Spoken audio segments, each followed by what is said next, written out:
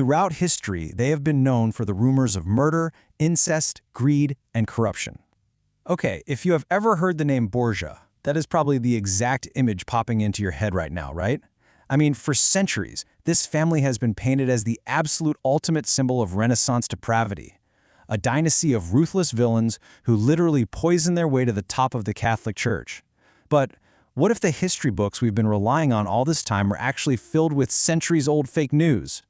What if the quote-unquote original crime family was actually the victim of one of the most successful, long-lasting smear campaigns in human history? Seriously, what if all those scandalous stories were nothing more than enemy propaganda designed to totally destroy their legacy? Well, today, we are going to look closely at the hard historical evidence to see if history's most notorious family was, in fact, framed. So welcome to this explainer. Today we're diving into the Borgia Reexamined, deconstructing the Black Legend. Let's get right into it. Here's a quick look at our agenda for today. First, we'll cover the Black Legend. Second, Spanish roots to papal power. Third, Pope Alexander VI dynasty. Fourth, rewriting the Borgia myth. And finally, a complicated legacy. Let's start with Section 1, the Black Legend, Monsters of the Renaissance. All right, to get to the truth, we first have to look at the myths spread by their political enemies. And wow, these were incredibly sensational. We are talking about wild accusations here, poison and murder, incest, and unbridled lust. Simony, which, if you don't know, is the illegal buying and selling of church offices. Oh, and fratricide. These accusations formed the absolute foundation of what historians call the Black Legend. The enemies of the Borgias weaponized these rumors so effectively that they actually became accepted history, totally overshadowing the family's real political and diplomatic achievements. But to understand how their enemies got so jealous in the first place, we really need to look at where the Borgias actually came from. Moving to Section 2, Spanish roots to papal power, the real origin story. So, far away from the intrigue of Rome, they weren't originally the Italian Borgias at all. They were actually the Borgia family from the Kingdom of Aragon, specifically Valencia in Spain. The name likely comes from the Arabic word borg, which means tower. But as they rose to power, they pulled off what I can only describe as a brilliant piece of early Renaissance PR. They strategically rebranded their entire origin story.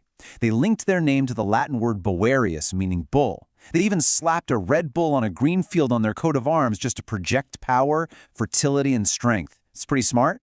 And their incredible rise to power wasn't some overnight magic trick. It was a highly calculated generational climb, and it was spearheaded by one man, Alfons de Borja. Born in Zativa back in 1378, Alphonse was this brilliant scholar of law and theology. He spent years mediating political disputes for King Alfonso V of Aragon, earning a rock-solid reputation for incredible intelligence. It actually wasn't until 1444, when he was well into his 60s, that his diplomatic skills finally earned him the title of cardinal from Pope Eugene IV. And then finally, in 1455, at the advanced age of 77, he was elected Pope Callixtus III. Looking at this timeline, you can clearly see a lifetime of diligent political strategy, absolutely not some sudden corrupt coup. So, what did Callixtus III actually do once he was in charge? Well, he achieved some truly massive historical milestones. In 1456, he formally annulled the heresy conviction of Joan of Arc, which completely rehabilitated her legacy. He also worked tirelessly to rally European naval forces against the Ottoman Turks after the fall of Constantinople. But most importantly for our story today, he bridged Spain and Italy by elevating his 25-year-old nephew, Rodrigo Borgia, to cardinal. Now, why does this matter? Well, while elevating family members was totally standard practice for popes back then, establishing this permanent, powerful Spanish foothold in the Italian political landscape really set the stage for the intense Italian resentment that would eventually fuel all those legendary myths. That brings us to Section 3, Pope Alexander VI Dynasty, the zenith of Borgia power. Take a look at this number right here, 35.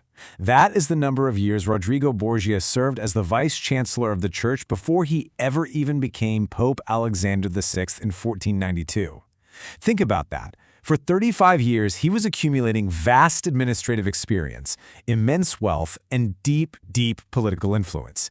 He basically ran the day-to-day operations of the Roman Catholic Church. So when he finally became pope, he wasn't some random outsider seizing power. He was arguably the single most qualified and entrenched administrator in all of Rome.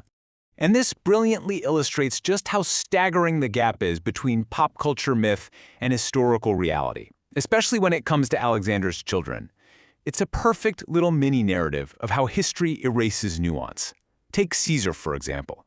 He's often depicted purely as this ruthless murderer, but historically, he was a highly effective military commander tasked with carving out a permanent Borgia state in central Italy. Then there's Lucrezia. She's famously slandered as a vicious seductress, yet the record shows she was largely used as a political pawn in strategic marriages by her father. And later on, she actually became a highly respected Duchess of Ferrara and a major patron of the arts. And Juan, who is often mythologized merely as a victim murdered by his own brother Caesar, a claim that is still debated by historians, by the way, was actually a military leader in his own right. These myths just completely strip away their genuine political utility. Beyond his children, Pope Alexander VI was just an absolute political genius on the global stage. When the French king was terrorizing the Italian countryside on his way to Naples, it was Alexander's quick, strategic thinking that saved Rome from being completely sacked and burned to the ground.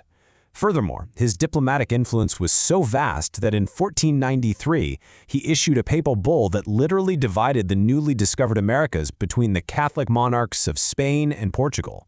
To put that into perspective, that is a level of global influence that is almost hard to even comprehend today. Which leads us to Section 4, Rewriting the Borgia Myth, the Adoption Evidence.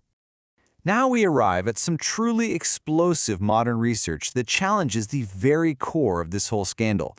I'm talking about the biological nepotism myth.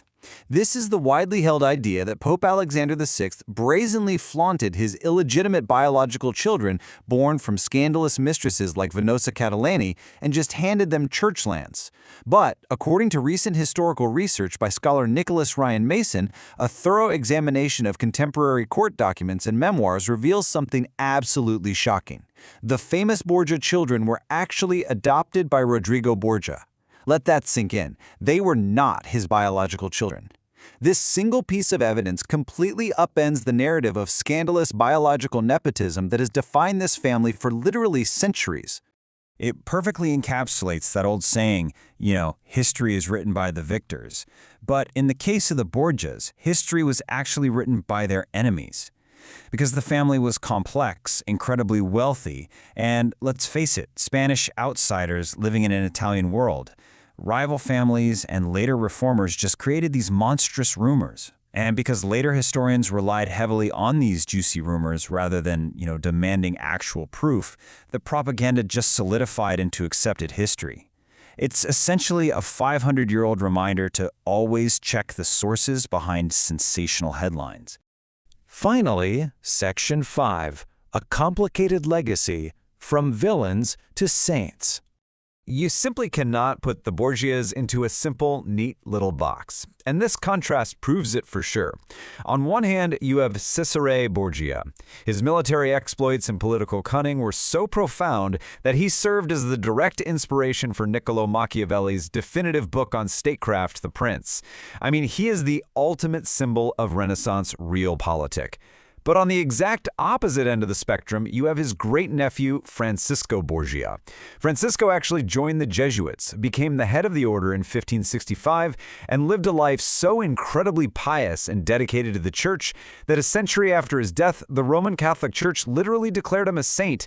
It is just an incredible irony. The so-called ultimate ruthless crime family actually produced a literal Catholic saint. Ultimately, the powerful family line, which held major titles like the Dukes of Gandia in Spain for generations, officially went extinct in the year 1748. It marked the quiet, final end of a centuries-long saga. It's just an incredible arc of a family that rose from minor Spanish nobility, reached the absolute pinnacle of European power, and then faded back into dust. Which leaves us with a pretty fascinating final thought. If the Borgias, history's ultimate crime family, were largely the victims of enemy propaganda, jealousy, and a lack of verified historical evidence, how many other historical villains are just victims of good PR by their enemies? Seriously, it really makes you reconsider everything you think you know about history, doesn't it? Thank you so much for joining me for this explainer, and remember, keep questioning the narrative.